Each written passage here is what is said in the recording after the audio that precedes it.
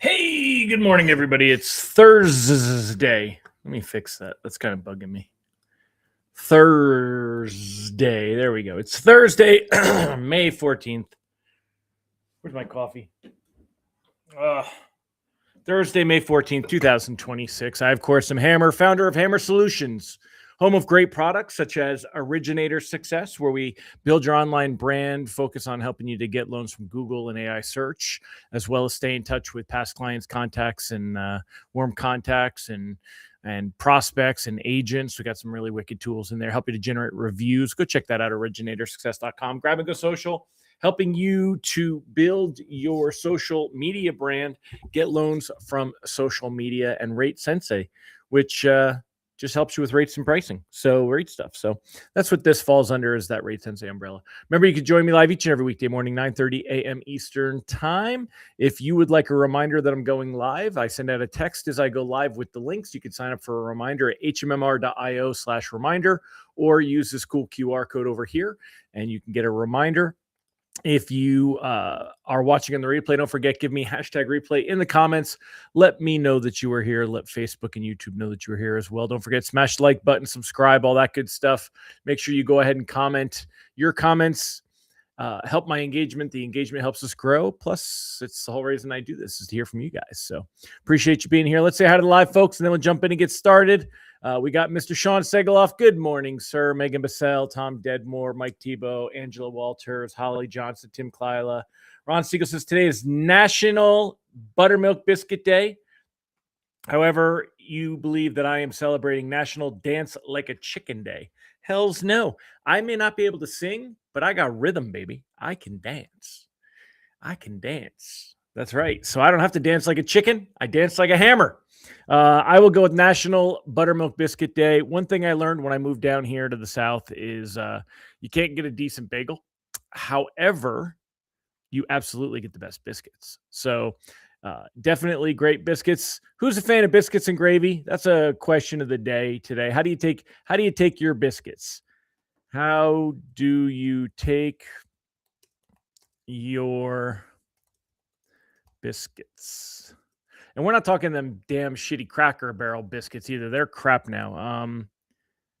I like biscuits and gravy, but it's got to be good gravy. And I got to tell you, even down here, there's not a lot of people that make good gravy. So let me know in the comments, how do you like your biscuits? Are you going biscuits and jelly, biscuits and jam, biscuits and lemon curd, biscuits and just butter?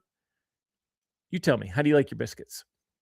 What else we got going on this morning? Let me pull back to our captions. Here we are. All right. So let's jump in and get started. You guys tell me how you like your biscuits.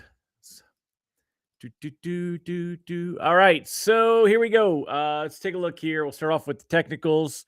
Taking a look on the technicals, you could see this morning. I don't know why that's doing that. Let's see here. All right. You can see that we want this one. Okay. Bonds are up 22 basis points on that 5.0 coupon. Still watching the 5.0. It doesn't matter. The 5.5 is up 12 basis points. Either way, it's up on the day, which is a great sign. I'm going to leave it on the 5.0 for now. Not a huge difference, but again, we are up on the day with some improvement. Quick recap on what happened yesterday. Taking a look here, you can see that for yesterday, kind of lost a bit of ground after pricing was coming out. Saw a lot of improvement. However, really no reprice is better. But we are quite a bit better from where pricing came out yesterday. Pricing yesterday came out probably around 98-ish. And now we're at 98.43. That's a big swing. 98.05, 98. Let's call it 98.05, right? So we'll say 98.05, 98.45-ish. So we're up about 40 basis points on the morning. That means that rate sheets today are going to be better. How much better? It depends on the lender. I mean, some lenders are going to pass along the gains more than others. If we take a look at Mortgage News Daily, you could see that we were creeping. Even yesterday's pricing in the morning was worse. And then today we're going to get back. Will we get back to 6.49? Probably, right? So that was on the 11th. Let's take a look and compare that to where was mortgage-backed securities on the 11th. We were down to 100. 6.50. Oh, this is the 5.5. Let's do the 5.0. Roll in the 5.0. So on Monday we were at 98.51. So we're not quite there. Not quite as good as that. So not likely to see pricing that's going to bring us back down quite this low. Call it 6.52, 6.52ish is what you would see compared to where we're at. But it is a little bit better. Still in a locking stance, though, because I just think that there's a lot of risk. There's nothing we can really point to dramatically to see why bonds were better this morning. I mean, you could argue. Retail sales, it came in higher than expected. Retail sales rose for the third month. That's actually something that's generally not great for bonds because it's signs of a strong economy, and a strong economy doesn't require any Fed rate cuts and doesn't have anything that really pushes to bonds. So this is not a reason we're seeing it. I think a lot of it has to do with the headlines that are just around, what we're seeing with China and the meeting that Trump and everybody has. Now, did anyone notice, by the way, Trump has brought like a whole slew of people with him, and he's got Tim Cook there. He's got the guy from NVIDIA. I don't remember his name. And Elon Musk. Remember all the drama with Elon, but Elon is there. He's there. So it's kind of funny to see, where all this goes. But he's got Pete Hegseth, the Department of War, and he's got Scott Bessent from the Treasury Secretary. So he's got everybody over there. And it looks like the big topic that Xi Jinping really wants to keep beating on is Taiwan.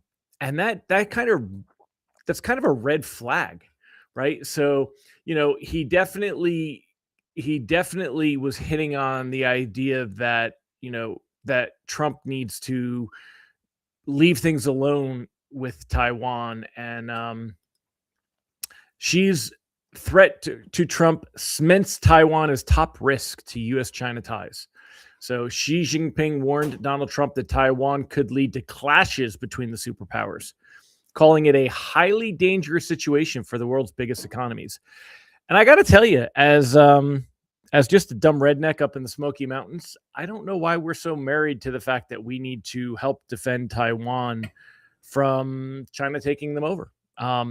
China says that they're part of the People's Republic of China. Taiwan is like, no, we're not. And I don't know why we need to be involved. It's not our fight. I don't know.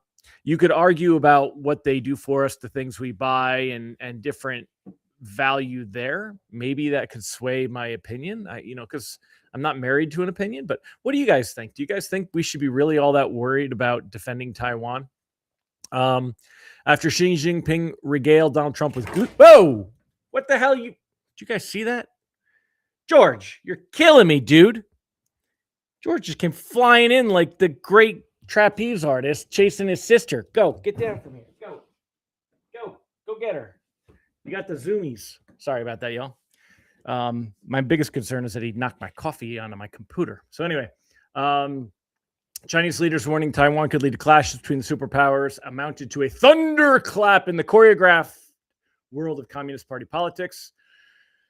Cautioning American presidents against interference with the self-ruled island is standard practice for China, but Xi's assertion that it could trigger a highly dangerous situation for the world's biggest economy is marked as bluntest language yet on the topic. Beijing's decision to release Xi's remarks before the nearly 2.5-hour huddle in Beijing had even wrapped underscored the gravity of the message. Trump must now grapple with whether Xi will actually allow Taiwan to derail the broader relationship, particularly with the Chinese leader set to visit the White House in September, the second of 4 planned meetings this year. Any effort by the Republican leader to quash a planned $14 billion U.S. arms sale to Taipei would likely, so I guess Taipei, that's Thailand, right? So $14 billion. So would likely unleash a bipartisan backlash in Washington, time when he already faces voter unhappiness over the Iran war. If the deal is approved, Trump will face Beijing's wrath. So looks like there's some drama there around that. If there's one thing we know for Trump, though, it's he's not going to take well to someone using his own tactics against him and bullying him a bit. But surprisingly, he kind of left it alone. But overall, I think markets are happy with what's going on in China. It's part of the reason we're up 19 basis points, as well as some recovery. 10-year treasury yield 4.45, 4.45. Remember, this is still not great. We're not in a position where we're ready to see things improve from here. So that's kind of what we got going on. Tim said Trump is going to give away Taiwan. I mean, again, I don't give it. Who's he going to give it to? Give it to China? We're going to come back to y'all talking about biscuits in a minute, because that's good. Biscuits are a lot more live, like a rock star. Alicia Bowles, good morning. But yeah, so I we will see. So anyway, you saw the official headlines about what's his name. I told you guys he was already in there anyway. So but it's official. No, I don't want to do that. Just come on. Let's go here. Here we go. So Warren Warsh being in there for the Fed. Otherwise, there's really not much else going on today. We'll see where this continues. It's nice to see Iran take a back seat, but that's because there's nothing going on with that, which means we're not going to see rates or pricing really move that much. We're still very much in that same scenario. And let me pop this way. Taking a look here, one thing you want to really just kind of stay aware of here, my friends, is the overall trend is down. I mean, this is not where we want to be. Yes, we come up and we test it. So if you want to start playing with the technicals right here today, we are testing, kind of this as a level of resistance from further improvement. And then we are very likely to see some more pullback and continue to move down. So keep that in mind. That's when you're playing the technicals game. That's arguably what you do is you look at these kind of trend lines and make decisions on that. There's still a lot that could change based on the fundamentals, though. And the fundamentals meaning what's happening in the news and the headlines, what's happening with Iran. Do we get, is there an end to the ceasefire? Is there progress with the peace deal? Is the Strait of Hormuz open? Do ships start moving? All that stuff. So that'll be the same old. And that's it, my friends. Let's go ahead and talk about your biscuits. Yeah, that's right. Talking about biscuits. We got Sean Segaloff, biscuits with sausage gravy. We got Rob Wilson, sausage gravy. Tom Dedmore, bacon, egg, and cheese biscuit. Bacon, egg, and cheese with hot sauce even.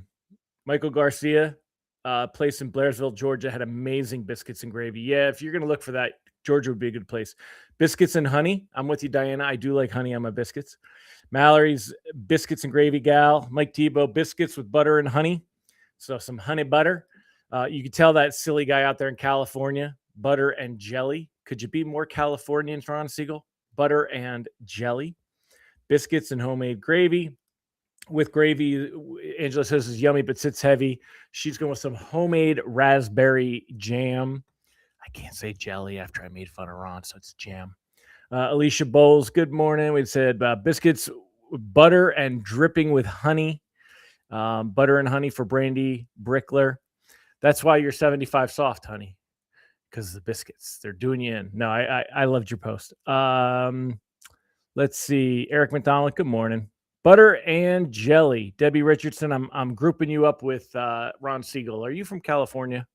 So, all right, my friends. Well, great to have you here. I'm going to wrap it up. Thanks again for joining me. Tomorrow, I didn't even talk about jobless claims. Let's look at jobless claims real quick. They didn't even make make headlines at this point. Increased moderately. Labor market remains stable.